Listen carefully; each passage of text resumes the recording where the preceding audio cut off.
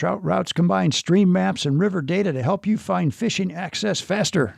Be confident on the water with fishing access points, real-time stream gauges, and public access, now brought to you by Onyx Maps. Whether you're looking for blue lines, gold medal rivers, or something new in your backyard, Trout Routes has the data to get you on the water fast. Destination Angler podcast listeners can try 1 month of Trout Routes Pro for free by clicking on the link in the episode description. Do what I do and put more access in your hands and explore the water you love with Trout Routes today. This week on the Destination Angler. Is that right? OCD. There you go. Why not? Yeah. Oh, your wife's OCD. Okay. My wife's OCD and her daughter's OCD. And her mother was OCD. And I'm ADD. Yeah, I'm with you. And my grandson's ADD, and my grandson Jack is OCD. So we got 3 generations of OCD. OCD. And then, but they make great fly tires. Don't they? My wife refused to learn how to tie. Yeah. So I got my friend Randall Kaufman has written all these books and everything. It's crazy because he's OCD and got everything, except his fly boxes. They're a mess. His personal fly boxes are old boxes, which we can get anything while we want. These old Cortland plastic boxes that are light as a feather, and all the here's his caddis, but they're all thrown in with no semblance of work. So I figure my wife's purse is not OCD. So every OCD person has to have a way when nobody knows. Wait, you've looked in your wife's purse, huh? I don't even go there. I don't look in my have to. Is that right? I have to go there to get credit cards. Okay. Well, folks, as you can see, we are deep in conversation already with Jack Dennis, who's he's a good talker, and I'd say Jack is a prime example of living the dream. And we're going to hear about this dream life that Jack's been living. Welcome to the Destination Angler Podcast, the podcast for anglers who travel. And I'm your host, Steve Haigh. We go right to the source, the local guides and experts, to build your knowledge of top fishing locations around North America. It's a big world out there. Now go and fish it. I'm going away for a while,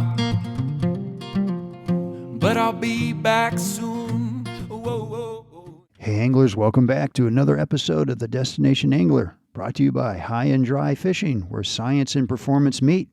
By Got Fishing, crafting world-class fly fishing adventures specially designed to your level of experience and budget. And by Trout Routes. And now when you sign up for my newsletter on the Destination Angler Podcast website, you get 3 months of Trout Routes for free for first-time subscribers. Coming up on the Destination Angler, we are headed to the Pennsylvania Wilds region and Big Pine Creek, one of the most remote and beautiful places to wet a line in all of Pennsylvania. Then we journey to the Great Lakes region for some trophy Lake Superior coasters. And be sure to backcast to catch the last episode on the legendary Missouri River near Craig, Montana, one of the most technically challenging rivers in the West, with guide, author, and Marine Corps vet Micah Fields, who unpacks his playbook for dry fly head hunting. You won't want to miss these shows. Hey, can you take just a minute and share the Destination Angler Podcast with a buddy, and be sure to hit that subscribe button wherever you get your podcasts. Thank you. And today our destination is wild and remote Tasmania, that far-flung island on the bottom of the world with big browns tailing in shallow lakes, massive dragonfly hatches, and trout that can top 20 pounds. Sound like a dream? Today our guest is industry icon and fly fishing legend Jack Dennis, who is living the dream. And this is the guy who taught Harrison Ford to fly fish, founded the Jackson Hole One Fly, and helped launch Euro nymphing before it was a thing. And stick around for Jack's wild tales of 27-pound browns, hot dogs, and Indiana Jones, and why Tasmania was his wife's all-time favorite fly fishing adventure. Man, if you like a good story, Jack is your man. Let's dig in. Today, we're headed to a place that may surprise many of you. It's on the other side of the world. No, it's not New Zealand. It's Tasmania. That's right. You're thinking, wait a minute, trout in Tasmania? Yes, sir. And maybe more than trout. It's a small country. It's not even a country. It's part of Australia. It's a state. It's a state of Australia. Thank you. It's about the size of West Virginia, loaded with trout. It's small, but it fishes like a big Western state. So, anyway, we are dragging fly fishing legend, author, TV host, conservation warrior, and master storyteller, Jack Dennis, out of retirement to tell us all about it. Jack, welcome to the show. Well, it's a pleasure to be here. I'm Yeah, sitting right now looking at the Wind River Mountain Range from my daughter's vacation home in Pinedale, Wyoming. that's not a bad spot. I was out there No. last summer. It's beautiful. So, Jack, a couple of things about Jack. He opened one of the most iconic fly shops in America in Jackson Hole long ago. He's produced best selling books and videos. He helped launch Team USA Fly Fishing. That's right. Co founded the Jackson Hole One Fly. He's fished all over the world, including Chile and other places, filmed in New Zealand, has guided everyone and taught everyone from President Ford to Harrison Ford to Denny Crum and John Wooden, and I'd say about half of Hollywood. Does that sound about right, Jack? Yeah, well, it was kind of a tough week last week because of my mentor, Harrison. I met Harrison when he moved to Jackson. He needed luggage to go film Raiders of the Last Ark, and he needed some luggage. And I actually did his first credit card sale. He'd just gotten a new American Express card, and I still have the old paper copy of it. Did it not go But through? and he says, "You got to meet my lawyer." He says he's an avid fly fisherman.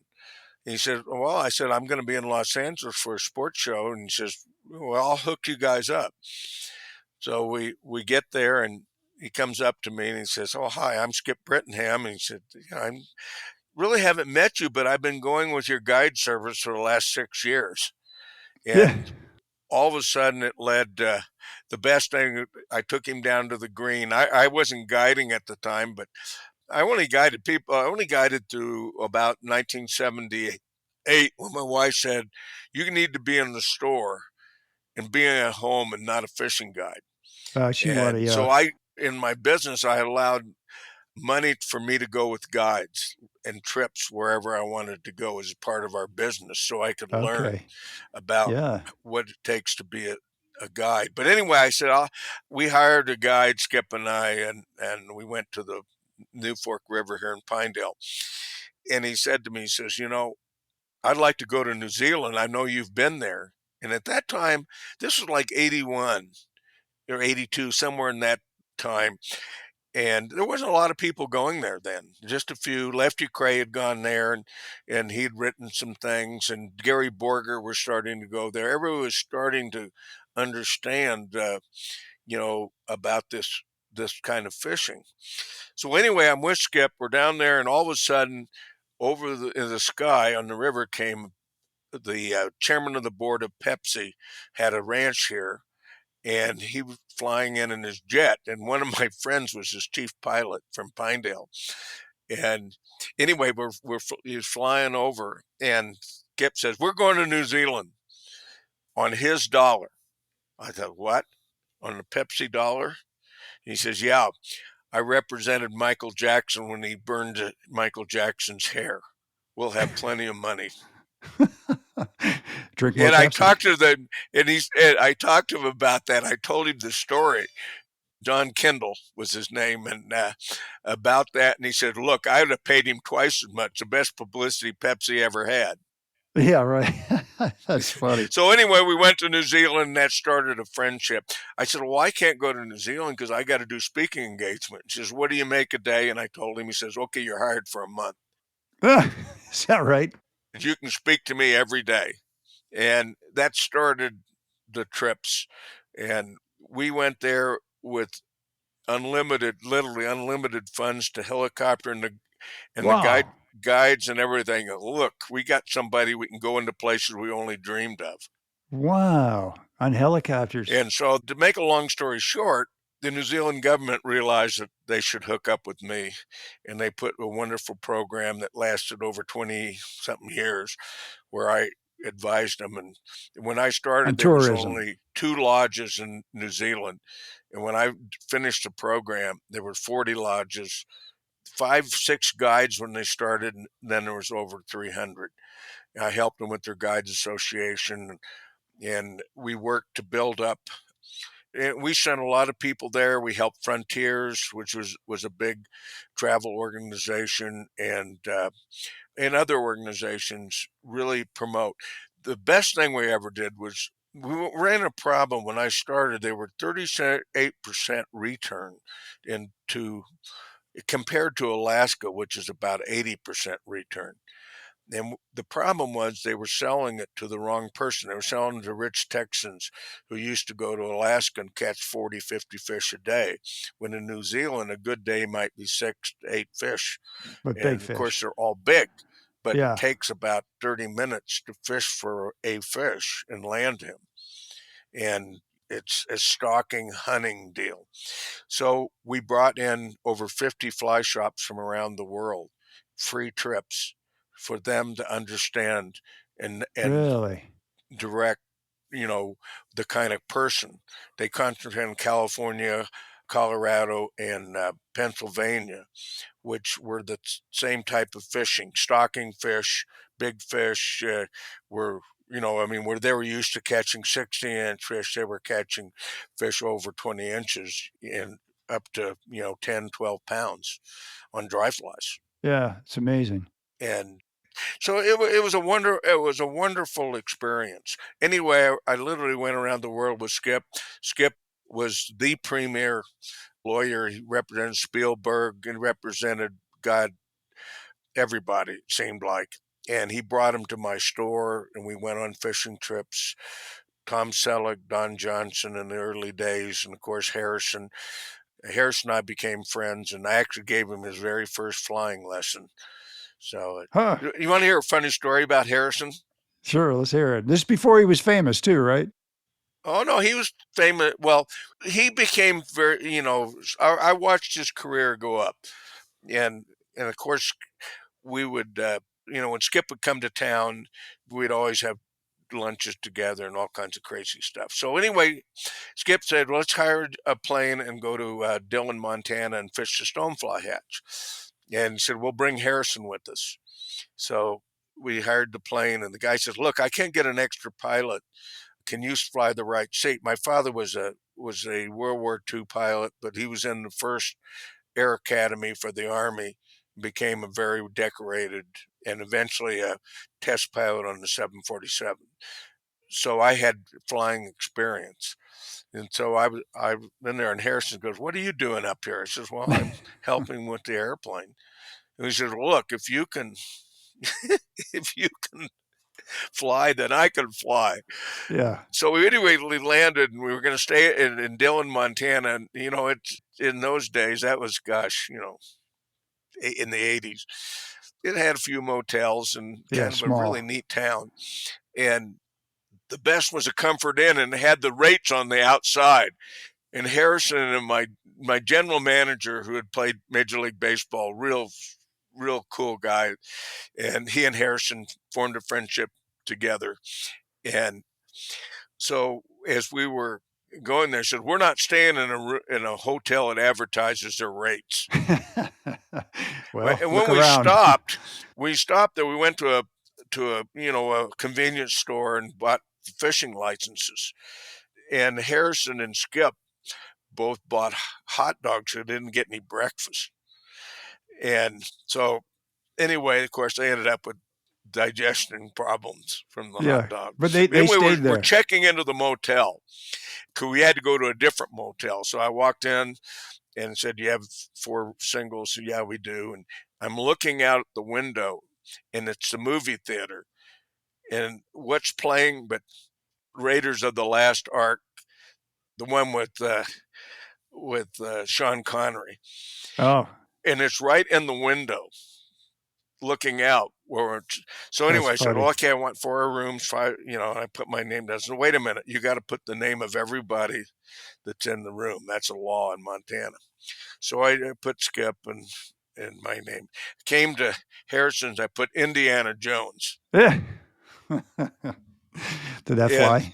the lady was an older lady doing, she looks at it, and, okay. And I'm looking up Indiana Jones in the last That's hilarious. That is So, hilarious. so anyway, we go on the whole trip. We had fishing, and we're getting ready to leave. And Harrison says, "Well, let's get some beer for the trip. I want to stop at the same convenience store on the way to the airport." Okay.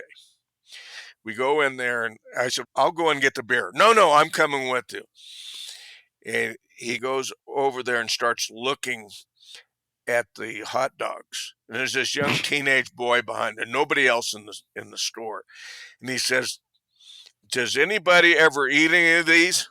And the kid said, "Nobody with any brains does." And he says, "Hey, aren't you Harrison Ford?" He says, "I was until I ate one of these hot dogs."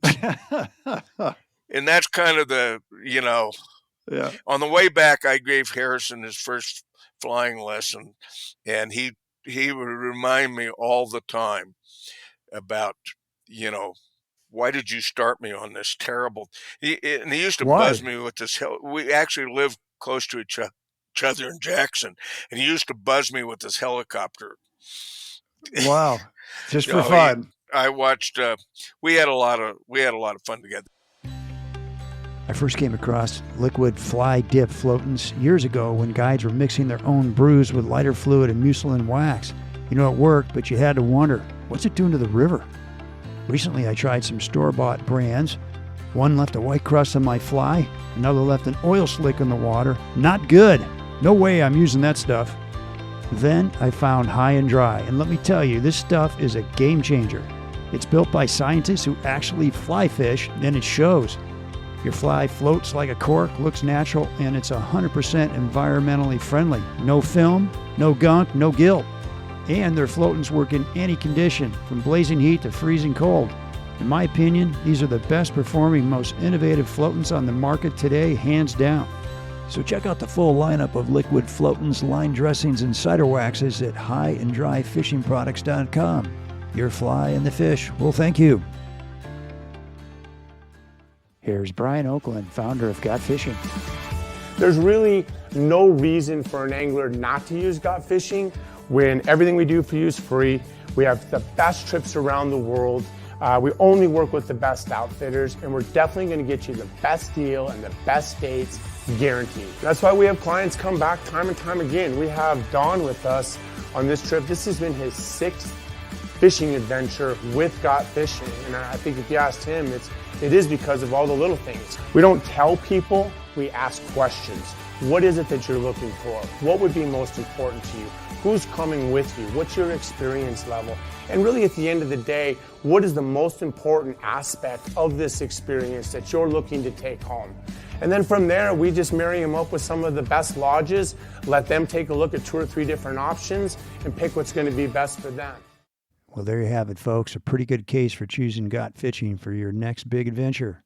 So what are you waiting for? Give Brian a shout or visit gotfishing.com.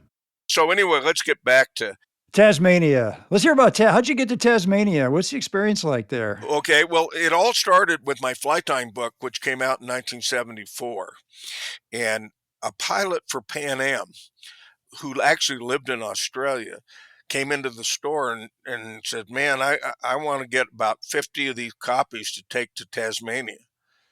So I said, "Gosh, really? Oh yeah, they're really interested in fly tying, and they don't have any books to teach them." So I gave him the books, and we made a financial deal, and he'd take them a little at a time because he would fly back and forth. He was married to an Australian, and so he came back the next year and says, "Look, I've got a guy by the name of Ken Myers, owns department stores, real rich guy, and he wants you to come give a program and in the store and sign books and everything, and he wants to take you fishing, and we want to set up a trip for you." I said, "Well, I can't do it unless I bring my wife." And he says, "You're on." This is 1976. And so we set it up to stop in New Zealand first because Yeah. I had met some New Zealanders. And so that we did the first trip in New Zealand and then flew over. And this pilot friend got us first class on a Pan Am for free.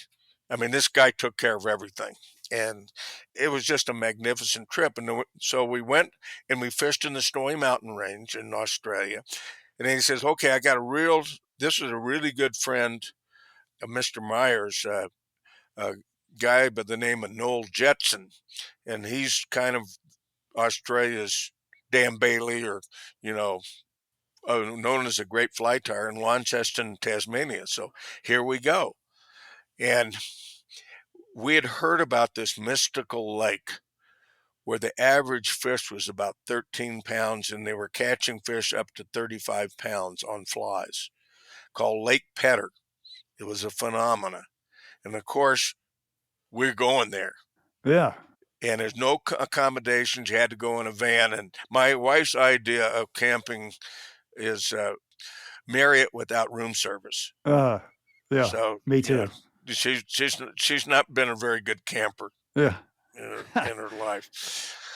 So we get there, and it's everything's done in the evening when the dragonflies crawl out to the shore to hatch, and these fish come and take them. So anyway, I was told about this, and Noel said, we've really never come up with a really good, we've come up with patterns and everything, but and he explained how he needed to have this. So we went back to the camp and tied this fly, and we got out there, and all of a sudden the lake erupted with these big fish. And here came a guy walking by with a 27-pound brown. And they were keeping him. Oh, geez. And Jack, is this in Australia? Yeah, this is in Tasmania. This is in Tasmania. Okay. Well, it's Australia, but in Tasmania. This was a dam project that they built, and the fish went crazy. So anyway, I cast to arise and hook this fish on a 5-weight, and this was before graphite, so it was, a glass rod. Oh my gosh. And it ended up being 13 pounds, which is the biggest trout I'd ever caught. And these guys are going, oh man, and you fighting it, and by the time you land the fish, it's over. So it's a one fish deal. And they said, oh my God, you got one of the little ones. Wow. Why is it over? Can't you let it go and go for another? No, because it took all that time to land them. Oh, okay. Yeah. And by that time, it's only a very thing. Well, the bottom line is that the lake ended up no place for the fish to spawn, and it reverted into where the fish average now about 3 to 5 pounds. It's not a big destination anymore. But it opened up a whole new light for me, because I watched this man, Noel Jetson, fish a creek called Bunbury's Weir, which is, to me, one of the hardest spring creeks I've ever fished. Huh. And I watched this guy. He was a master, one of the best stillwater, or whatever you want to call Spring Creek, it, yeah. spring creek type fisherman. Absolutely brilliant fisherman. And to make a long story short, a friendship started, and he came to the United States, and I went back many times fishing with him and meeting various people and getting involved with the Tasmanians, and being able to go to a wilderness area and walk into lakes with no trees, just little spring-fed lakes with cruising brown trout. And we were using our Royal Humpy, which was the fly on my book, and about a size 18, which matched the flying ants they had. And it just, all of a sudden, it evolved for me going to Australia to teach fly fishing in Sydney. I met a guy who had 3 fly shops, and Australia was just a wonderful part of my life. Really? Huh. Besides having the stores, I was really lucky with the stores because I had a superstar staff. The only thing I thought I had any talent in was picking people for, friends, partners, Yeah. my wife. There you But go. I was able to pick good people. And you may know the Jeff Courier, who worked for me for 27 years. And I helped him, giving him, you run the fishing department. If you make a profit, you can go on your wild trips. Yeah. And so we kind of gave him a thing. And then Scott Sanchez, who I know Scott.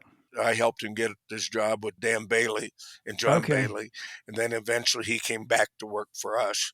Yeah. But we just had every person in the shop was a superstar. We had 2 ski shops. We weren't just a fly shop. We were a small fly shop within a big sporting goods store. We used to do $2 million a year in North Face clothing.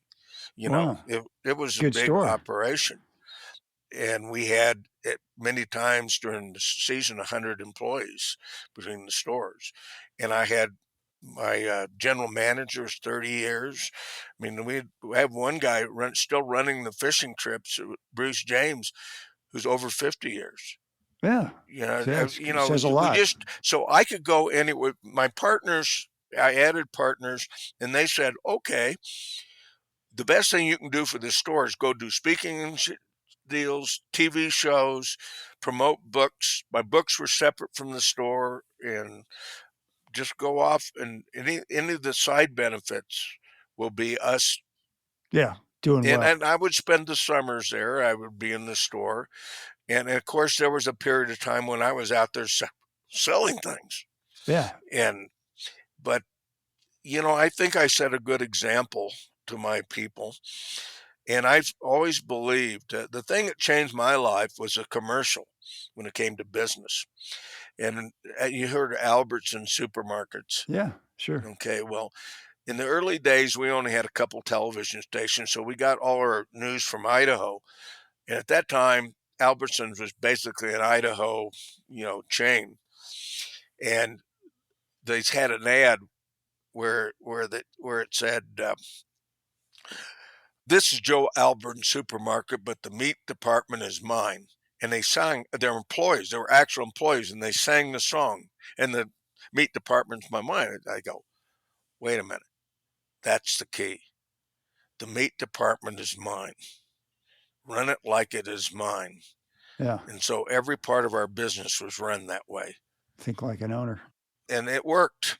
And we made money, and it worked. And one of the greatest thrills of my life when Outside Magazine did a best of the best one-time deal.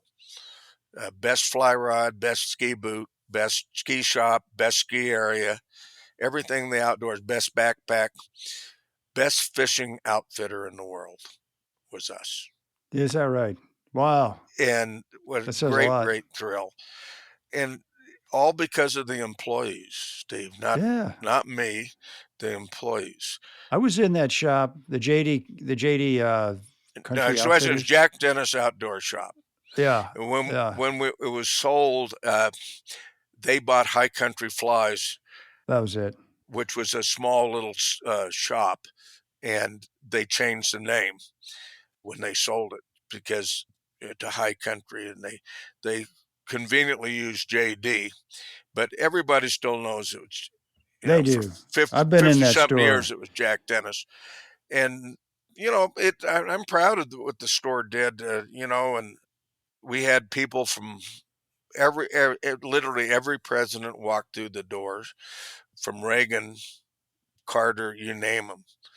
We had movie stars, from Arnold Schwarzenegger when his jet had an engine problem. He hung out in our store during that time till they fixed his engine.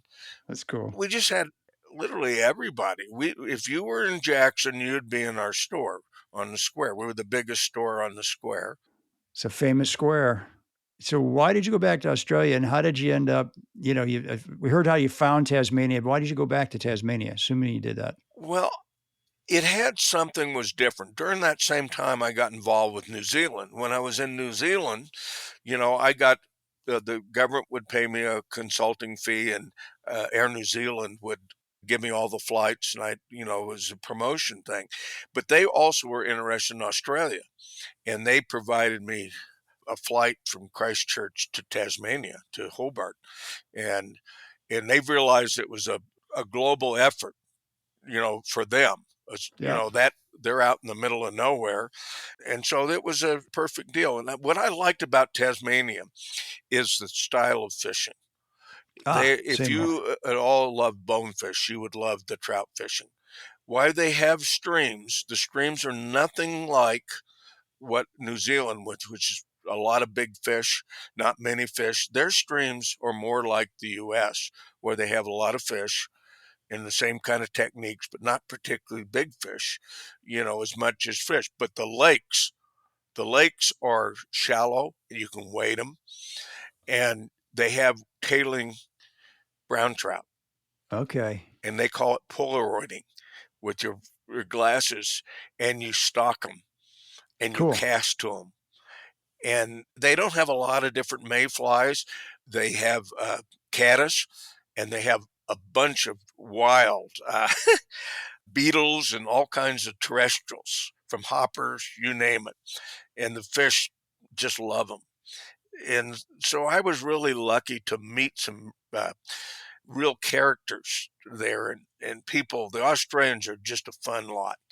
And so I really fell in love with that type of fishing. And I tried to get people, I don't want to do lake fishing. It was always, yeah, I can go to New Zealand and be a big star. I can, show my big fish.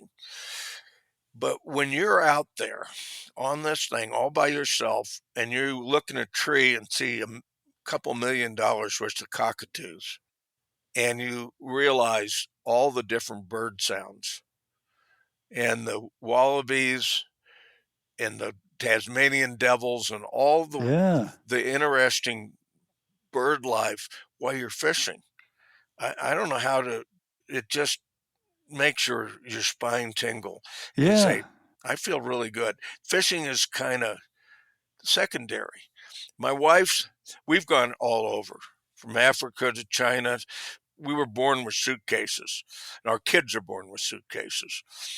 And so I had a chance to fish all kinds of places and make it into holidays. My wife's an avid fly fisherman.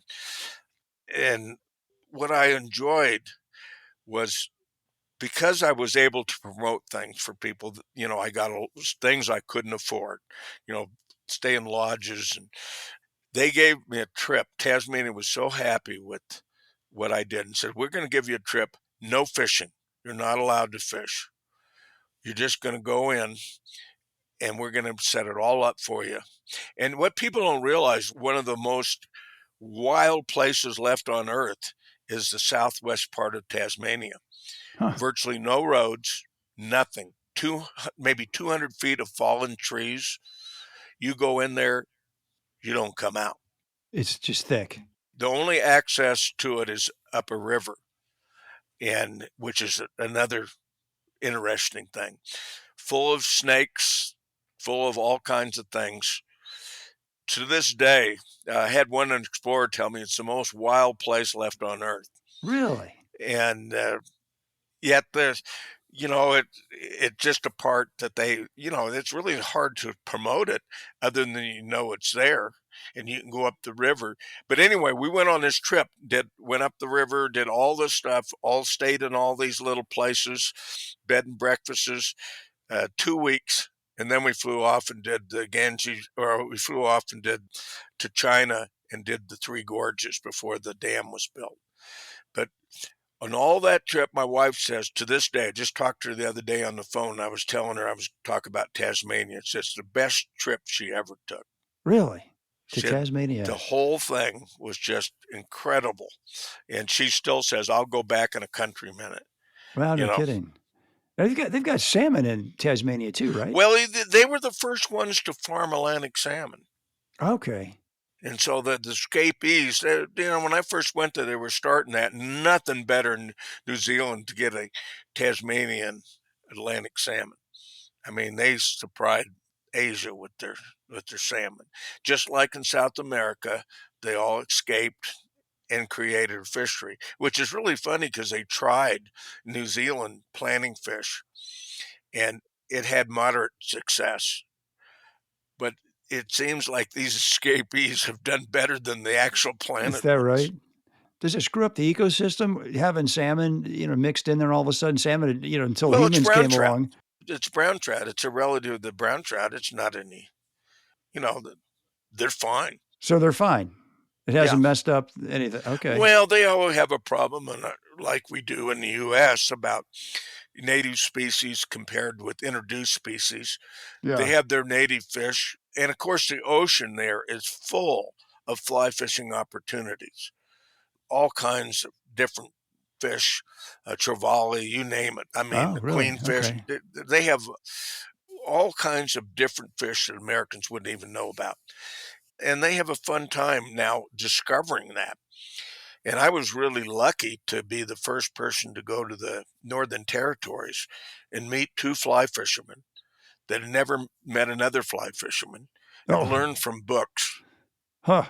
And one of them's now the leading expert on, has the best show on fishing Australia. But anyway, I sent a report back to the ATC, the Australian Tourist Commission, hire Lefty Cray. Uh-huh. We're out there, and 8 years later, they found the report, hired him, and they had some really good, Rod Harrison for one, some really good guys that promoted saltwater fly fishing. And there's wonderful fly shops both in Tasmania, wonderful trout fishing in the Snowy Mountain Range. In Australia proper, the continent. Yeah, Yeah. it's the thing about Tasmania is there's excellent guides. The food is wonderful. The experience is where you can take your wife if she doesn't fish, Yeah.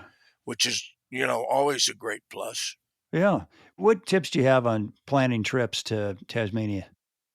Well, I think Ken Orr is the guy that I work with, who's kind of he was tutored by Noel Jetson, and kind of another thing that happened is the first World Fly Fishing Championship that U.S. entered.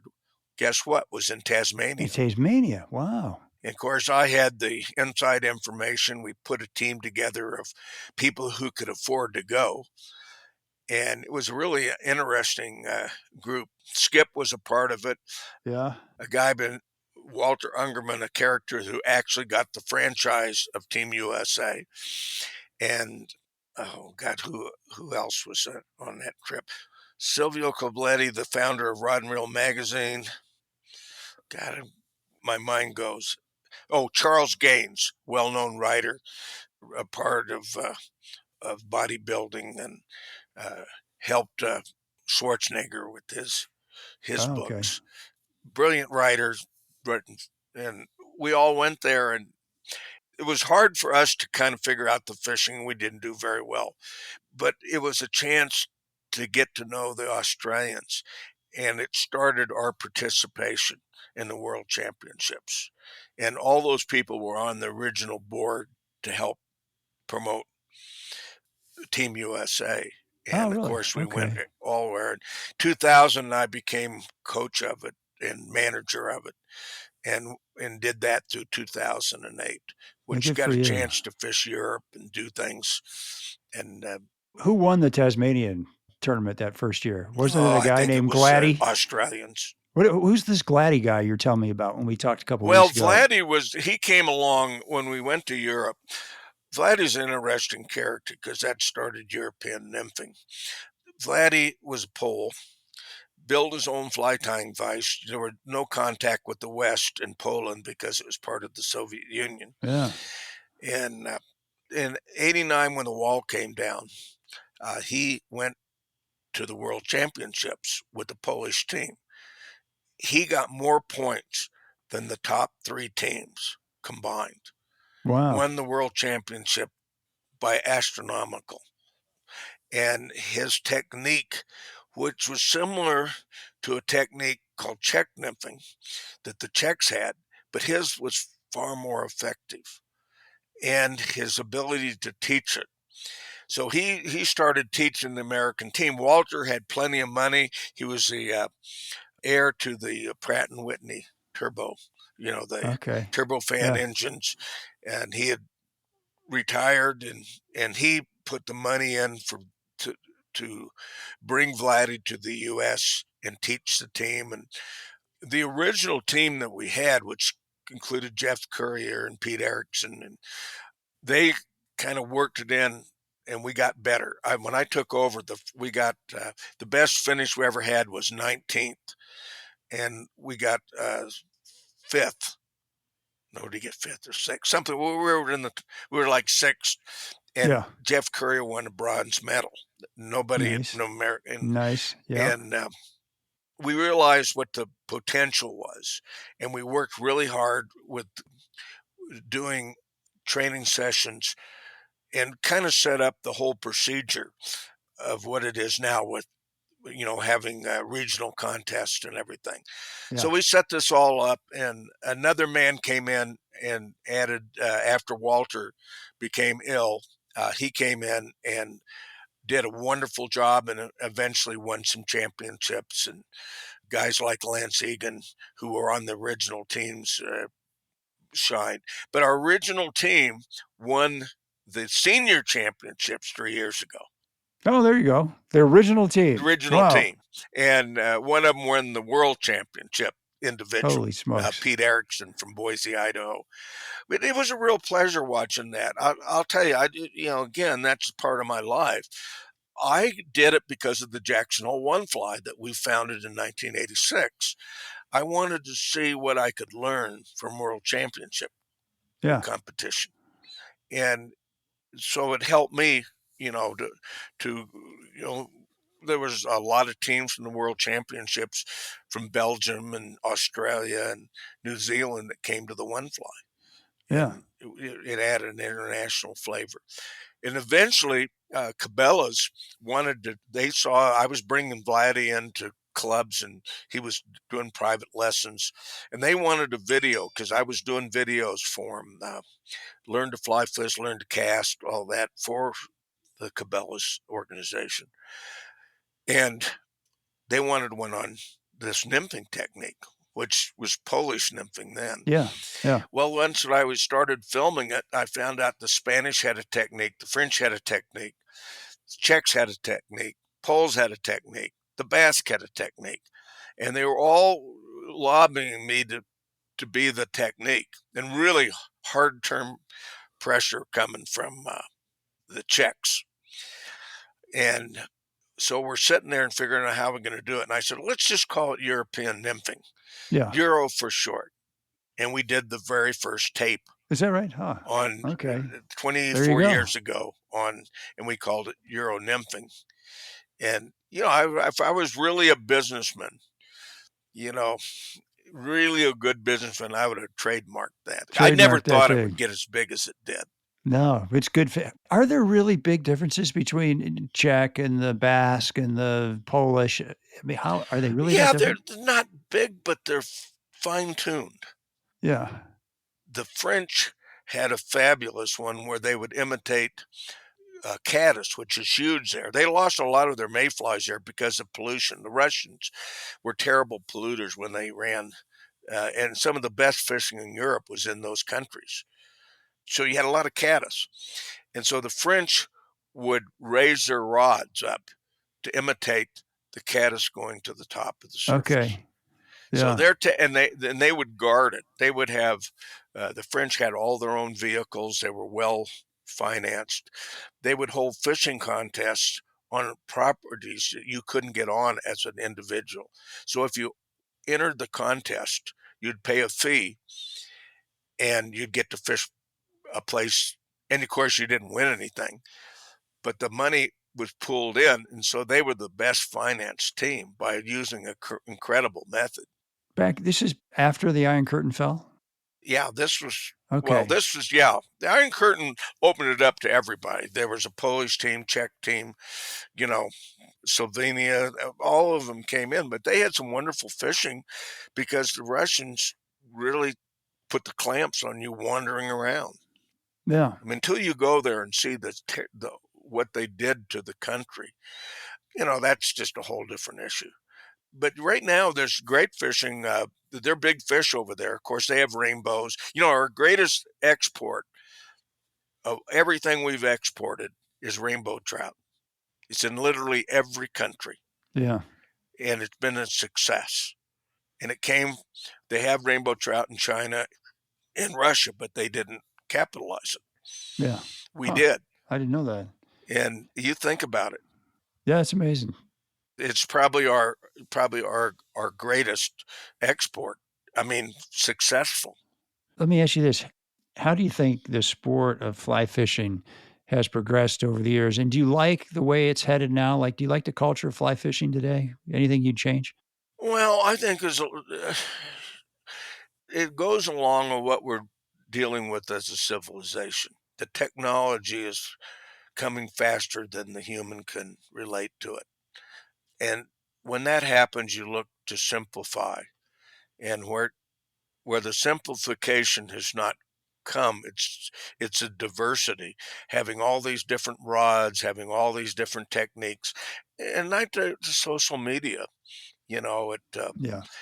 I was asked one time, why isn't fly fishing more popular? And I said, well, it's just too, using the F word, hard. Yeah. Yeah. Okay. For some people back then. For everybody has to go through the phase of learning to cast. Yeah.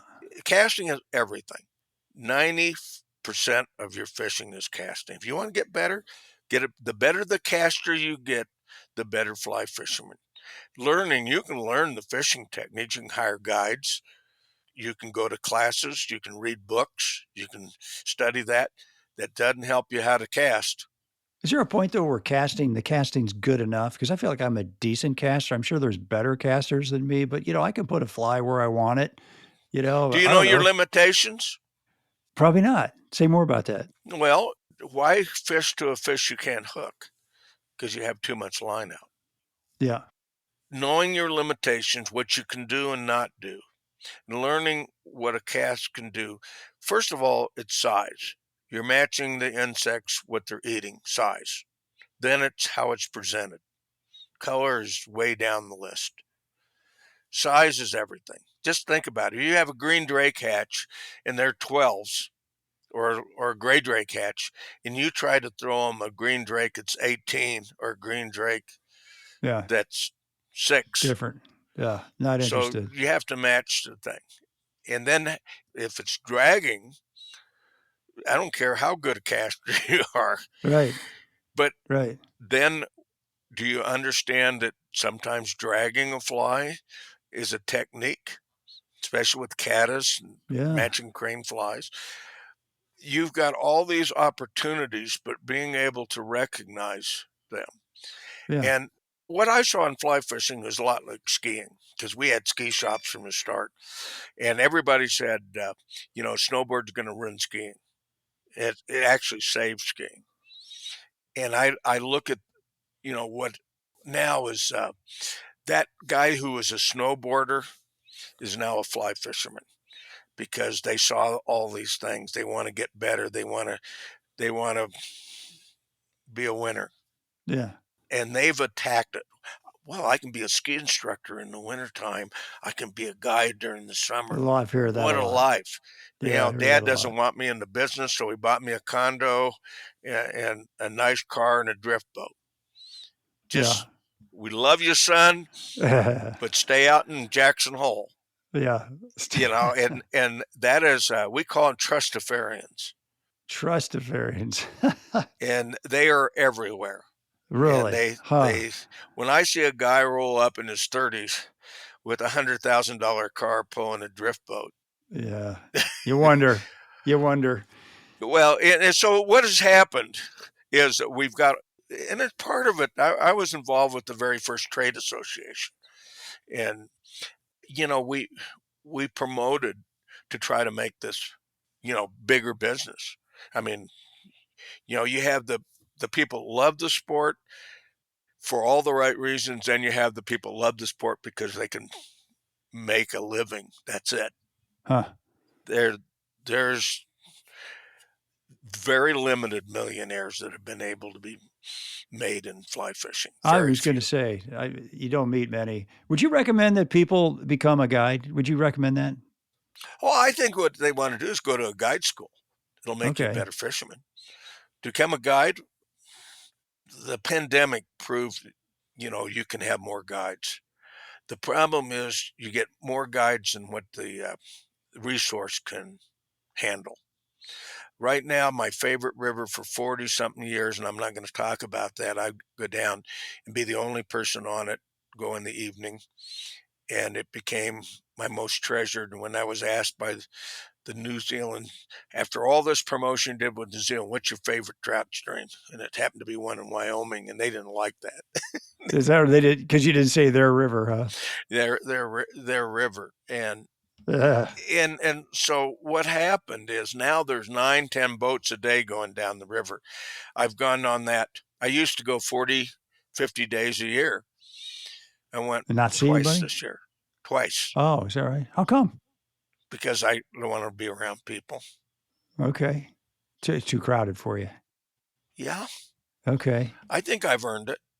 Yeah. I know where to go and what time to go. So you can fish in a different place. You're still fishing. I've gone on 30 trips and I've seen exactly 3 boats. This year. You got to know the time to go. Yeah. You got to know the river. And as one guy said it, that's 12 fish to me, just not seeing anybody. And it's getting harder and harder to do that. Yet I'll go to Yeah. Demopolis and spend a month, and there's all kinds of rising fish, and 90% of the people can't fish to them. And so the river is so good and so many fish that you can put a bobber on and a nymph and catch fish in the middle of the river. You'll do fine. And so I can go there and be by myself by getting up at 6:30 in the morning, or going out there at 6 o'clock and fishing to dark, because Yeah. all the restaurants in Pinedale and Thermopolis close at 9 o'clock. They are off the water. And they're, the guides here, because in Pinedale, they have to be off the water at 5:30. Oh, like by law or something? 8 hours. The fly Oh. shop says you get your 8 hours and And then you're go back home. so the people can shower and go to dinner. Same problem with the lodges. I remember going to New Zealand where I only visited the lodges for business and went out and fished till dark and found out unbelievable fishing. Yeah, but they didn't like that because you weren't buying drinks and food. Okay, getting back to your question, how is it developed? Yeah.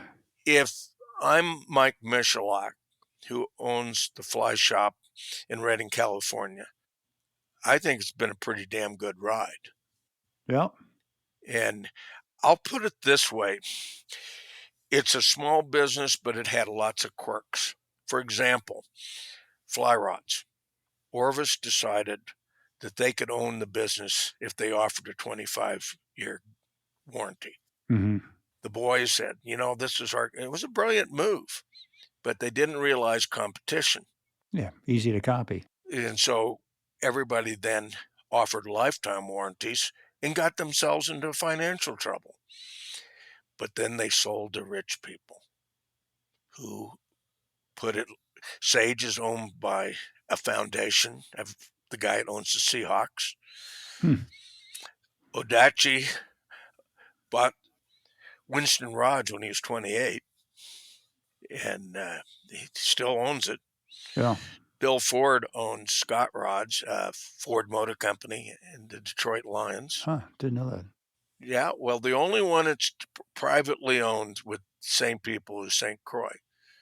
Everybody else, Loomis is owned by Japanese. Huh. Shimano, you ever heard of those people? Yeah, sure. So the rod companies, and TFO is owned by 3 well-to-do Texans. Orvis family is well-to-do, not just from Orvis, but from Porcelain Company in Cleveland.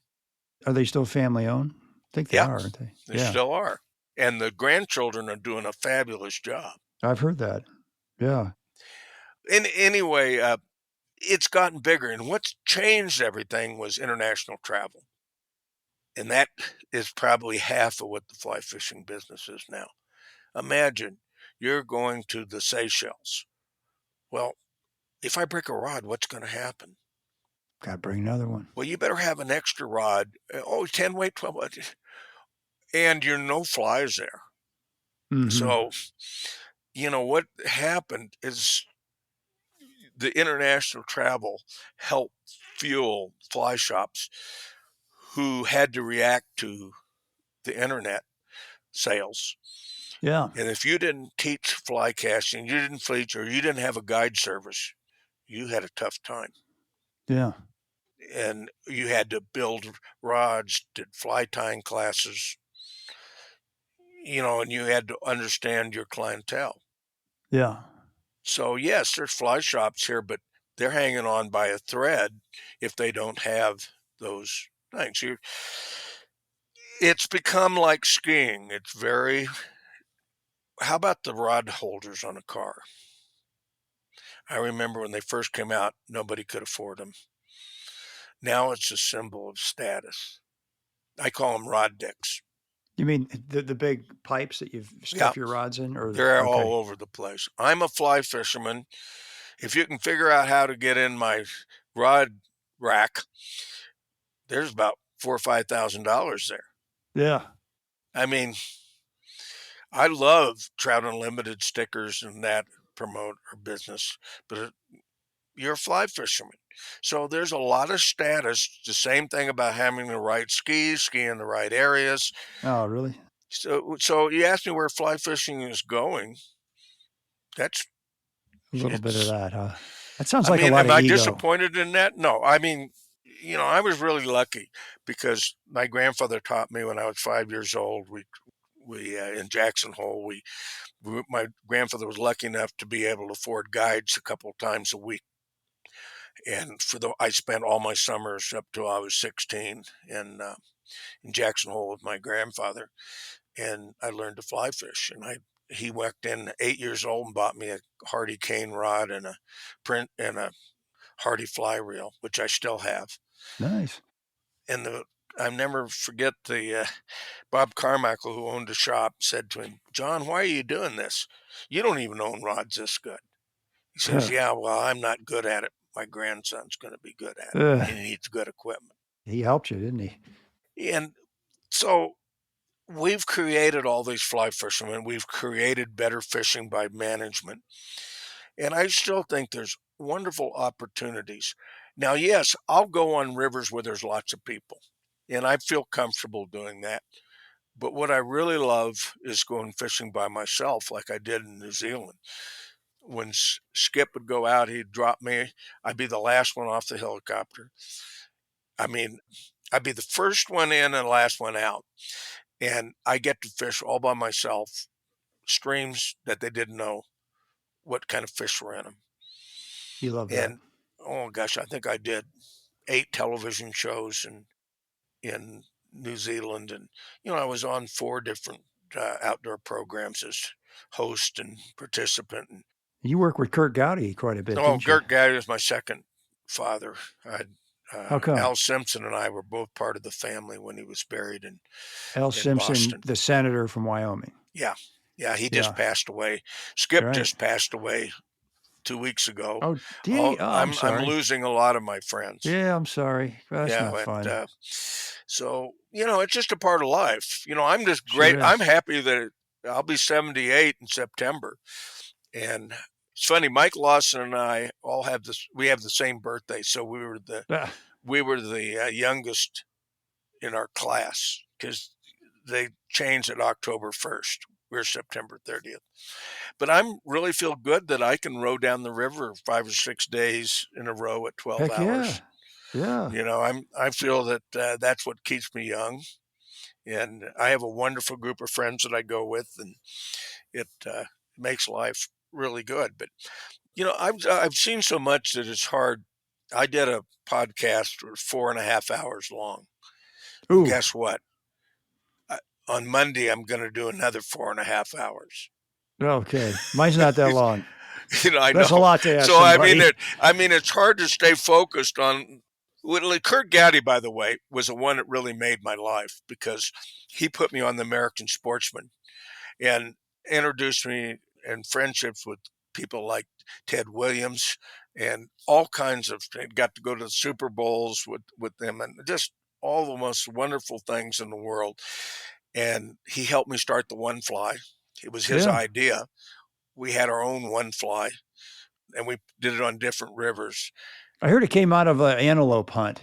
The One Fly idea came from it how did. they The one-shot antelope hunting. He had just got through doing it, and Lee Wolf wrote an article about if you only had one fly, and we were both in the article. So he said, "Look, let's have one fly like the antelope hunt." And one shot. And imagine one going fly. down the river in Grand Teton National Park. Kurt was the announcer, did everything, Super Bowl, World Series. Yeah. And hear his voice, "Dennis cast into the shore. he missed it. It's like a Howard, sports what do you event. think about it? And he would do a perfect Howard Cosell interview. And Yeah, he would go interview back, and he just play by play for the that's wind fly. great. I mean, how can you take? And these people would go down when canoes looking, Oh, he'd be try to. talking to you while you're casting and Oh doing yeah, this. he's announcing. Okay. All right. While you're all right, I got you. And the worst thing that ever happened to him, he never beat me, and he always Ah, wanted to beat me. you guys are So counting we fish. came down to the landing, and my guide was rowing the boat, and he's trying to get. I only needed one fish to win, and we went. Nothing happened, and Gaddy says, "Well, this is over. Dennis has fallen. Like all champions, their time is over." Ah, And I'm holding the rod out, and we're rowing into shore at Dead Man's Bar, and I get a fish trolling the fly. yeah, just pure luck. Yeah, little fly movement. So he said, "Look, you're going to make this into a contest, and I'm going to be in it." Yeah. It only took 10 more years of a guy named Paul Brune, a writer, bugging me. And it wasn't for him, it probably wouldn't have happened. So he became a co-founder with me. Oh, he did. Okay. And we hammered it through, and next year will be his 40th year. We put over $20 million into stream improvement projects. It's a fundraiser for people that don't know this. Absolutely. Yeah. No money, no money corrupts it. Ah, tell me about John Wooden and Denny Crum and some of these sports guys that you've met along the way. Well, Denny, I was really lucky. I had all kinds of little opportunities. The NCAA came to me and said, "Look, we got a problem with coaches. They have too much stress, and we think fly fishing would be a good thing for them to learn. And we'll hire you to go to coaches' clinics and teach them to fly cast." And I met Denny, who loved to fish. His first lesson, he could cast 80 feet. He's a natural. Natural. Wow. And then I got Bobby Knight, who came. Kurt called me on the phone. He says, "Hey, Jack, I need a favor from you." I says, "Yeah, I got to hide somebody." "Hide somebody out away from the press." Ah, And I said, "Well, I want you." He's got a contact in Jackson, the guy that owns the Milwaukee Bucks, and Herb Klein. He said he's going to stay at his place, but I need you to pick him up and entertain him. He says, "I can't tell you who, just be at the airport at 1 o'clock when the Frontier flight flies in." And who it is but Bobby Knight, straight from Puerto Rico, trying to get a warrant to arrest him. Oh, my gosh. Every sportscaster in the country wants to talk to him. Yeah. And my wife and I get him. Oh, my gosh. And Herb, of course, becomes a senator, lived in Jackson, a friend, and so I took Bobby. He said, "I've learned to cast, and I wanted to come see you, but I didn't feel like I was worthy." Bobby Knight said that? Yeah. That sounds like a little humility there. And so we took him fishing, and we became friends. And then I met Denny, and we combined together. Denny and him were really good friends. Oh, really? I didn't know that. And so one day they called me up and said, "Look, are you in the office? You going to be in the office on Wednesday at noon?" And I said, "Yeah, I'll be in my office." He said, "We got a surprise for you." And Gary Cunningham, who was the coach right after Wooden, he shows up along with Bobby Knight and Denny Crum with this. He says, "We got a ceremony to do." And they do this ceremony and handed me the Pyramid of Success from John Wooden. John Wooden, sure. It's his personal award to somebody. He was there? He was there. Not John Wooden. The three of those were there. Okay. John Wooden had retired, and he was not well at that time. Okay. And so I got the Pyramid of Success given to me by the three. You have to be nominated, then he investigates you and feels that you have the same principles that he has in the Pyramid of Success. And that and a letter from Ted Williams. I got to spend 2 weeks with Ted Williams teaching him fly tying and became a friend over the phone we talk all the time, and Is that right? he and Gowdy were very close. And Gowdy set all this up for me. Gowdy put me on 5 times on the American Sportsman. He taught me about how to deal with people. Oh, did he? Interesting. Like, what did he teach you about people? Kurt, all these people help me, and so I try to help them.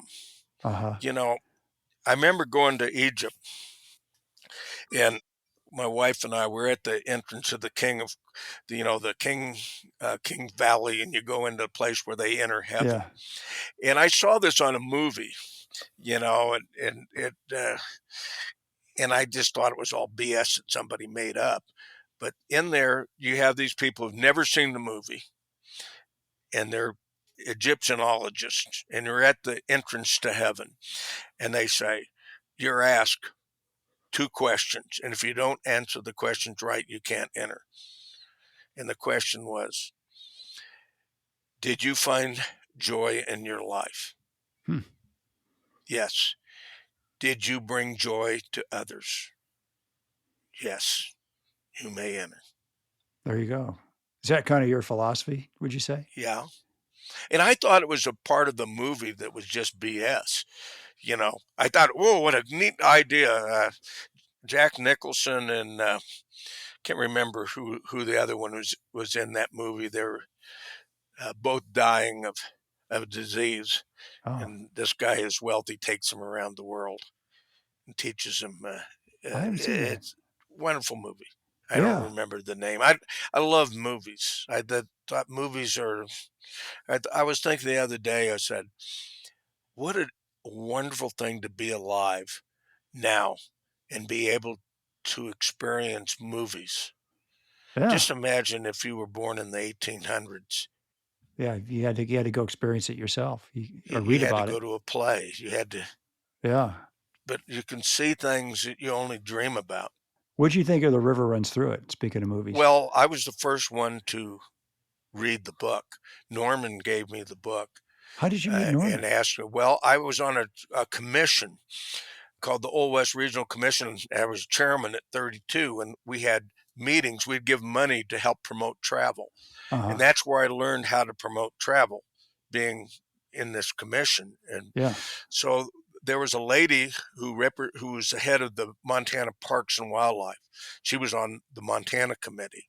There was one private industry, one from the Fish and Game, and one uh, a government official, like the Okay. head of the travel. We're Tourism. all Yeah. on this. And anyway, she introduced me and said, "I got a friend of mine who just wrote a book, and he'd like to meet you." And we had dinner. And Norman said, "Look, can you read this book?" He says it's in with two other stories. "I want you to read this story. It only takes 4 hours. Can you do it before you leave?" And I said, "Oh yeah, I'd love to."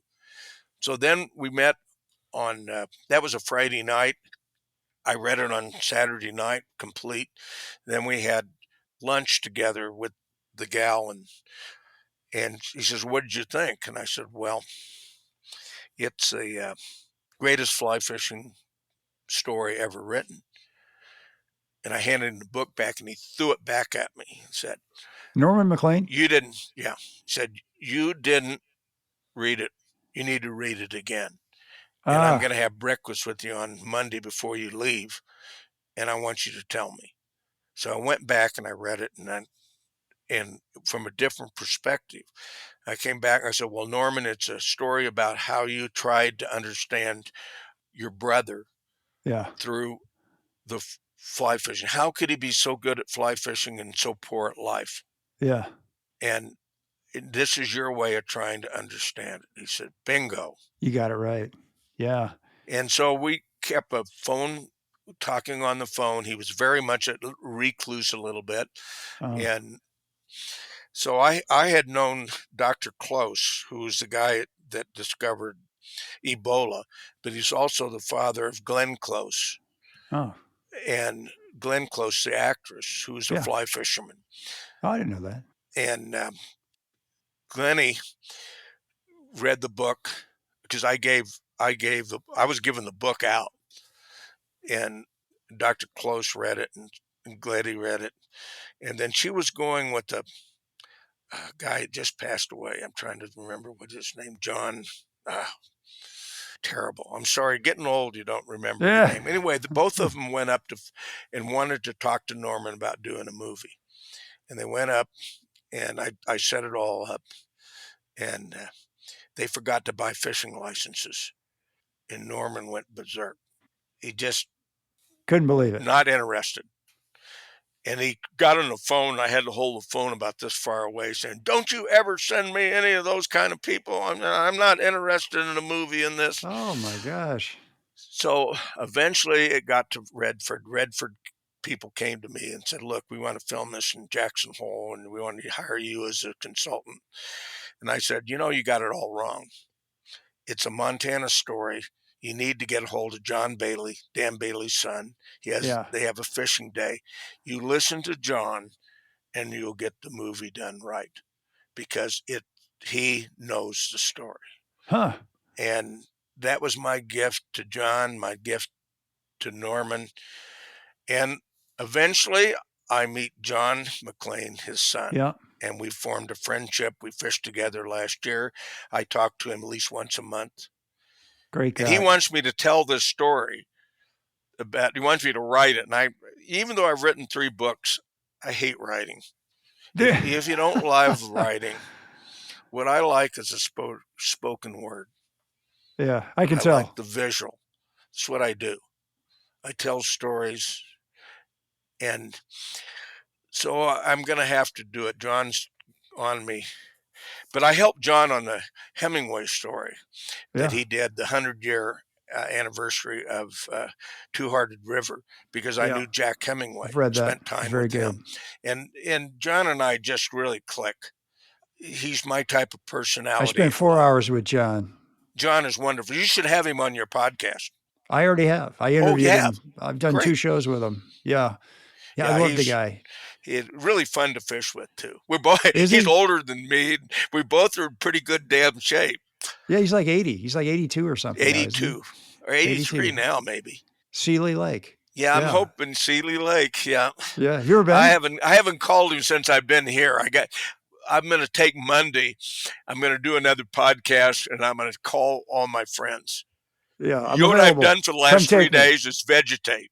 I have not been out of the house.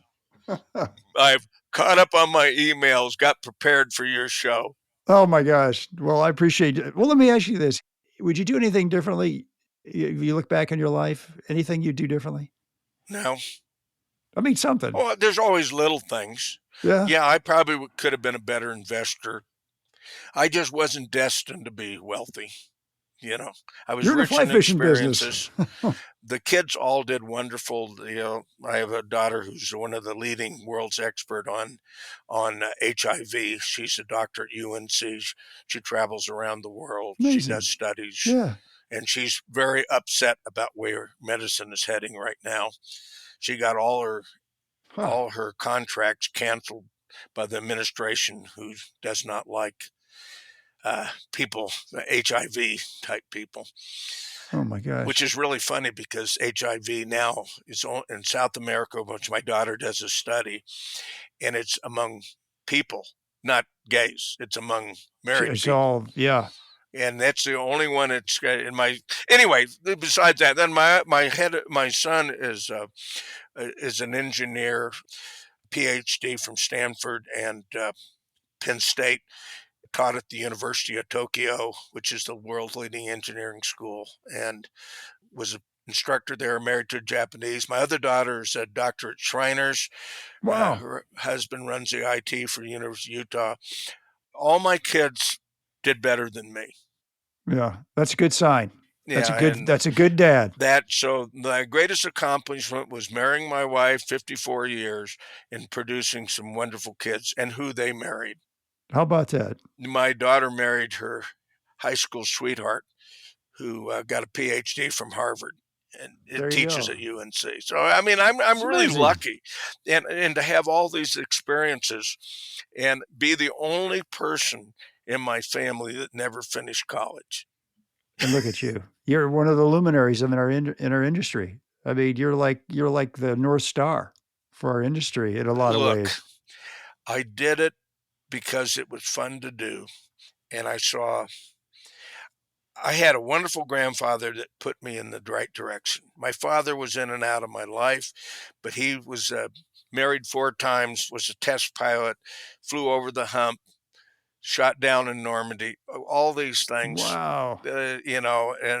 and my family all had energy and did crazy things. My grandfather was a banker for Rockefellers, Chase Manhattan Bank.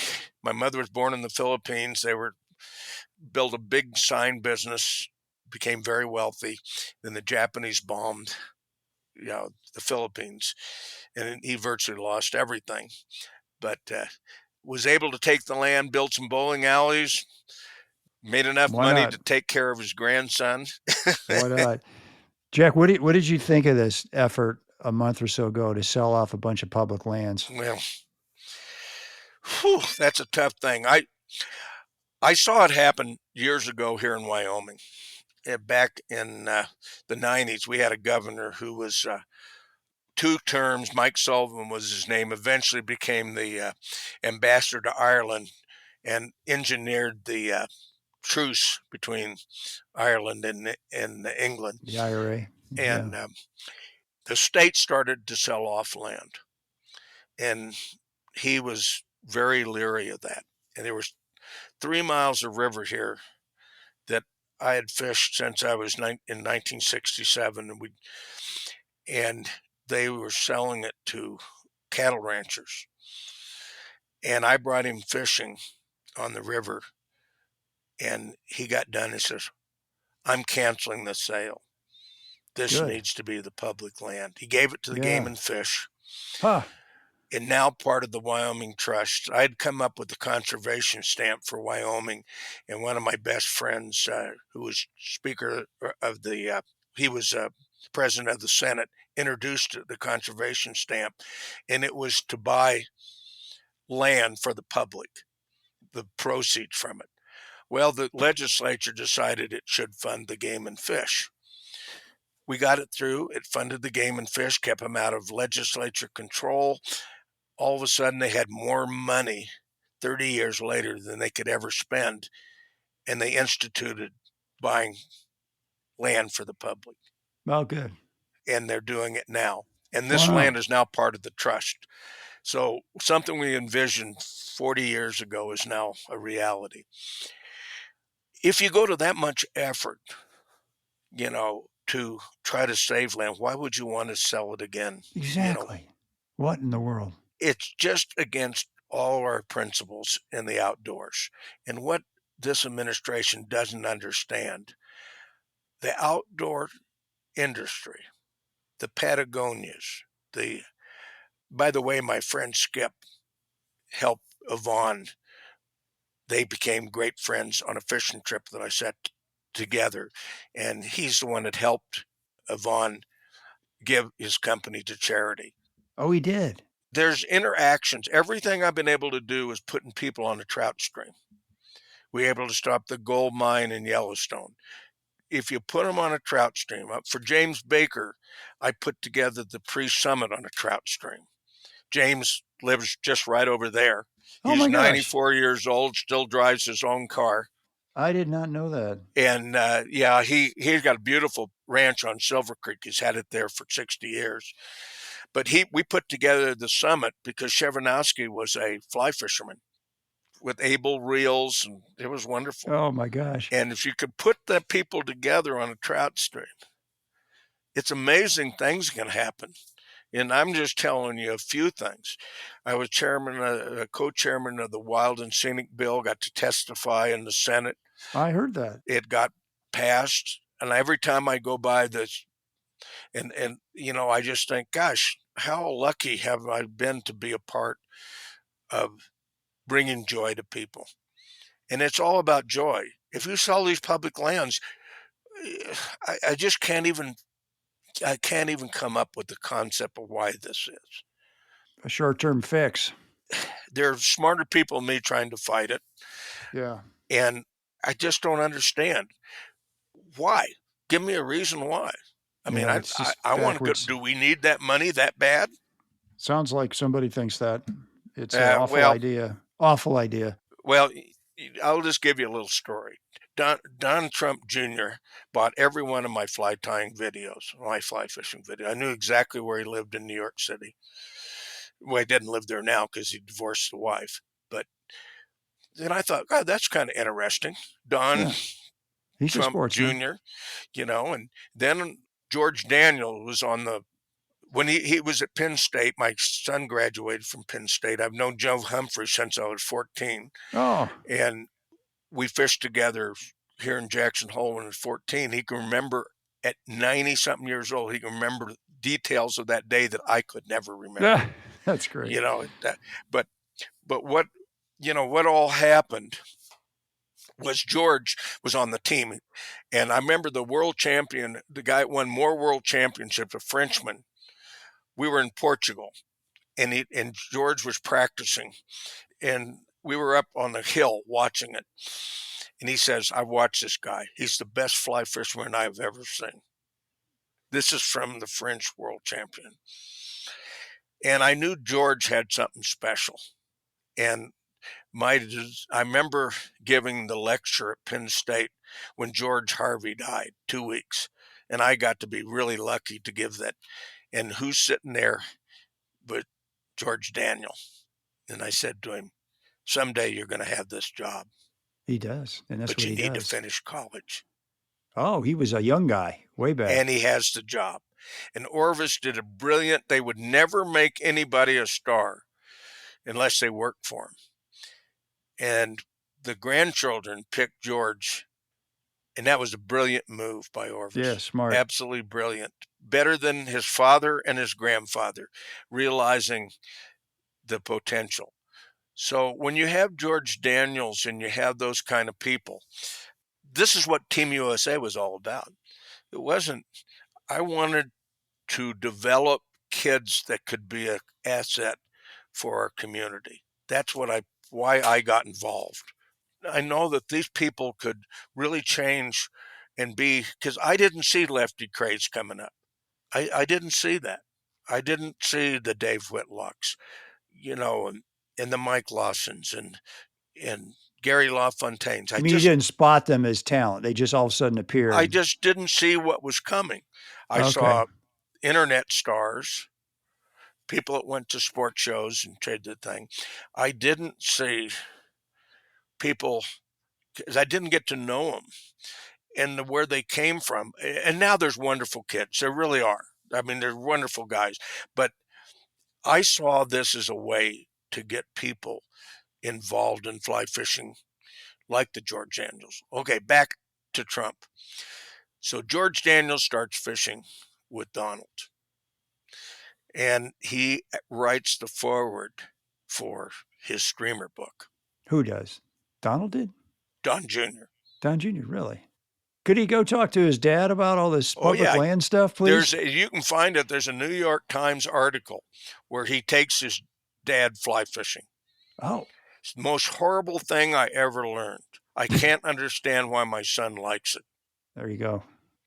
So why is he wanting to sell off lands? He doesn't care. Yeah. I mean, and the worst part is the hatred toward the federal government in the West. And that's what it's all about. They don't manage it right. We can manage it better as a state, blah, blah, blah, blah. But the states are the ones that are selling land off. I mean, Utah did it. You said Wyoming did it. I mean, it's a big problem. The states have been selling off public land. Well, I can see the state selling off a piece of land in Teton National Park to the park, which they just did. To the park? Yeah. Yeah, to the park, but not to, Mr. Condominium developer. Also selling pieces of landlocked BLM to the ranch that's next to it when there's no public access and it's essential. Where I could see some of that. Like everything, a fine-tooth comb. After being as successful and watched many successful businessmen, is you watch how they operate, and you look at what's happening right now in our outdoor field, and it just makes no business sense. The whole outdoor industry is right behind medical care in the total amount of the economy. The travel, the fishing, the skiing, the hiking, they're huge. Mm-hmm. And what this administration doesn't understand is how powerful those people have become. And, they're not going to, these public lands are going to have a lot of resistance. And I noticed here right now in Wyoming, really strong Republicans are buckling and saying, we don't want this. Don't want to sell the public lands. No.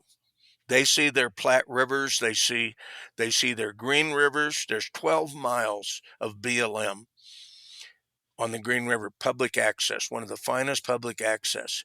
That'll be the first thing that'll be sold, and it'll be sold to some big ranch, since there's already 70 miles of the Green River owned by two families.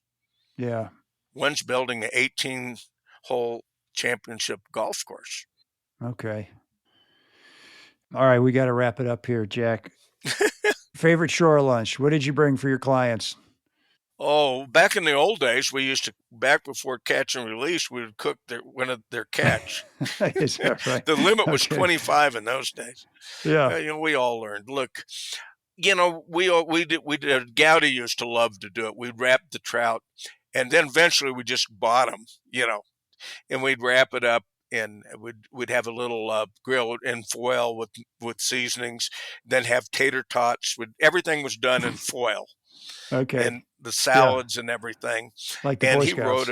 he wrote these shore lunches up in books. I've got several books. Did he? Is that right? I didn't know Yeah, that. well, I mean, the books are obscure now, but What's your favorite shore lunch? Maybe that. look, I don't do shore lunches now. Nobody, the park got rid of all that. We had when we had guided fishing trips, you had to buy it, or if you had to made it, you had to have the rangers would test your ice to make sure it was right. And so Really? right now, we have a place called Obo's here in Pinedale that make gourmet sandwiches. Okay. And I go in and let them choose their sandwich. And but the best shore lunch I ever had was in Alaska. Caught a sea run Arctic char, and they said, "Bring it over here." And it was like about 15 pounds. And there were I don't know how many we had, 8 or 9 people.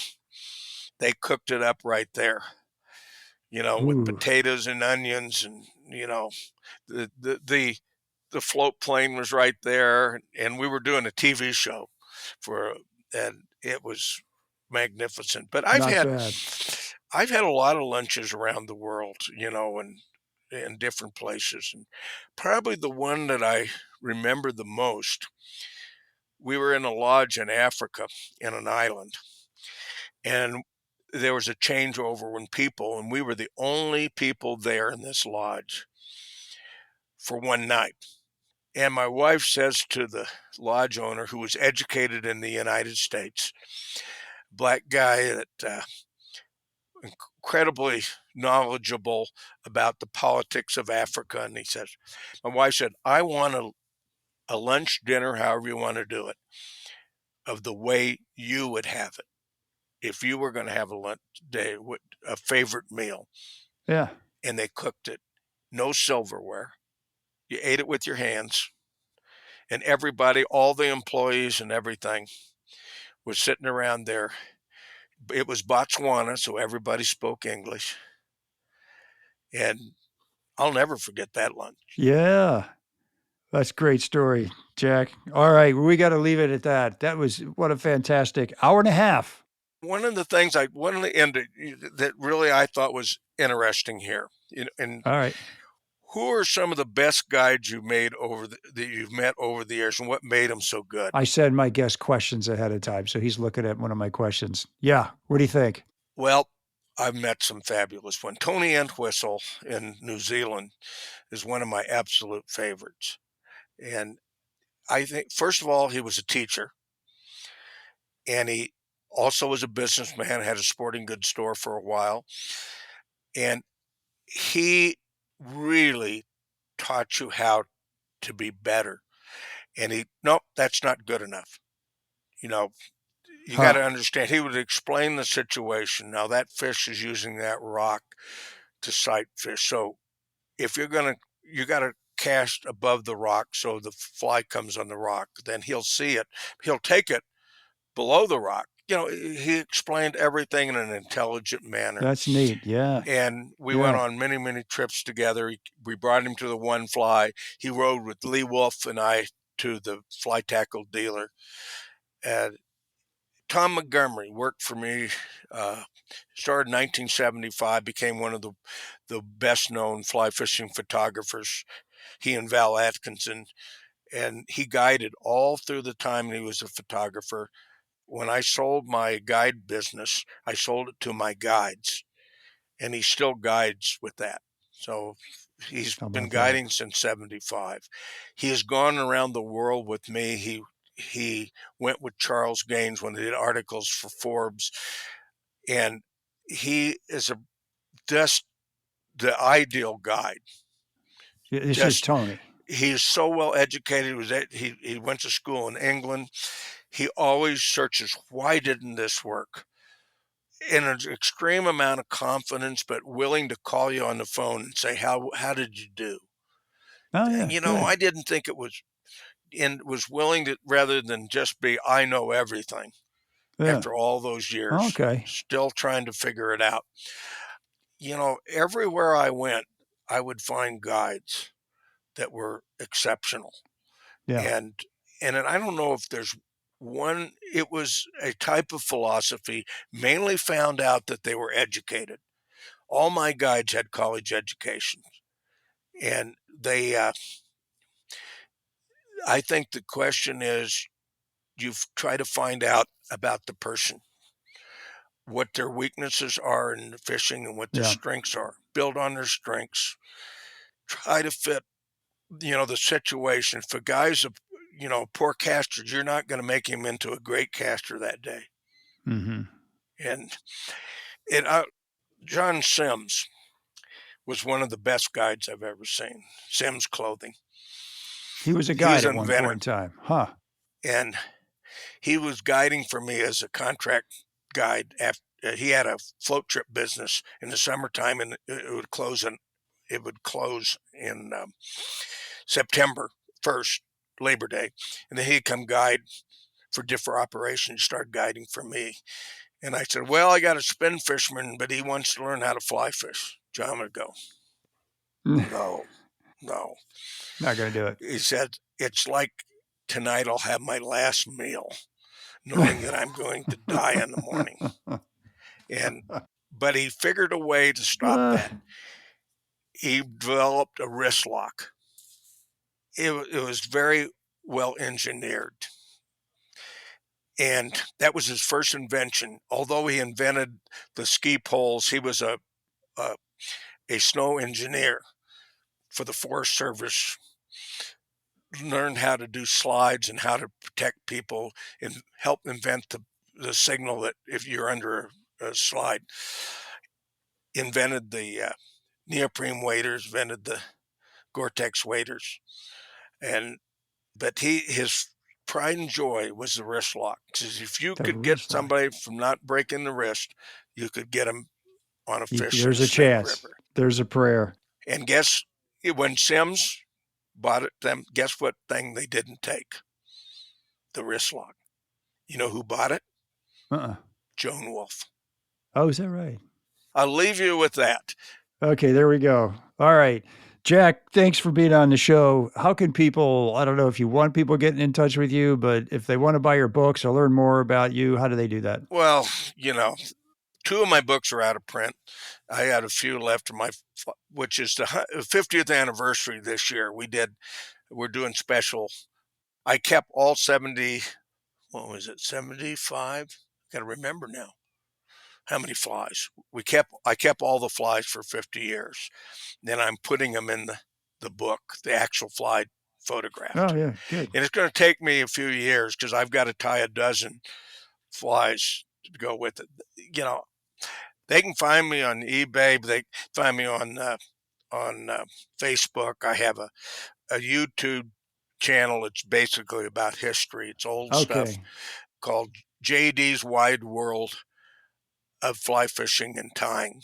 All right, there you go, folks. And I put I'm not trying to make any money on it. I put things on that people, maybe forgot about. And a lot of Cool. Gary LaFontaine, who's passed away in Yeah. 2002, and lots of old footage and a lot of Super fly cool. tying. There we go. And so Check it that's out, what I do, folks. but I'm not promoting any of it. And, Yeah.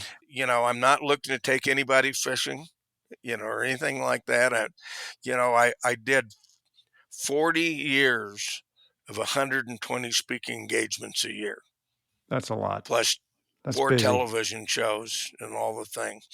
Yeah. So right now I enjoy telling people the stories, hopefully that will interest them into doing something. Well, I think we've accomplished that. Trout Unlimited and those in the Federation of Fly Fishing, which they call Federation Fly Fishermen International or whatever, those are important. They make a difference. The Museum of Fly Fishing, people should join.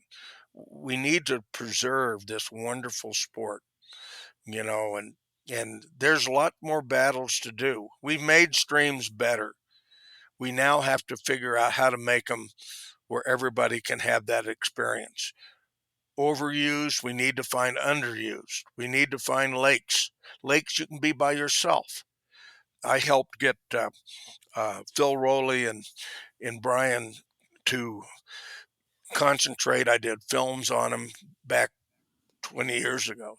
Huh. And helped them get in to understand how important lakes are, because you can get away from people.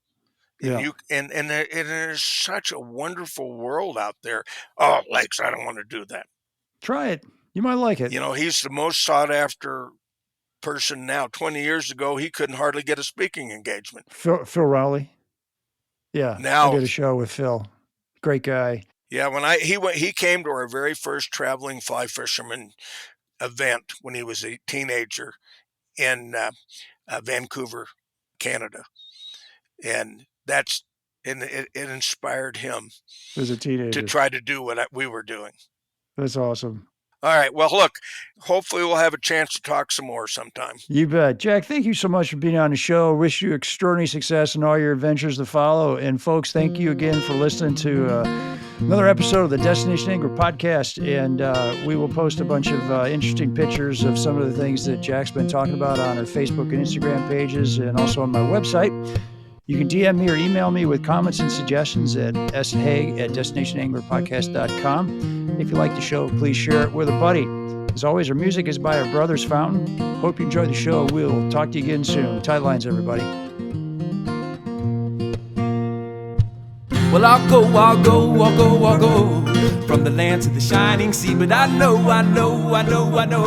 there's more to life than what the eye can see.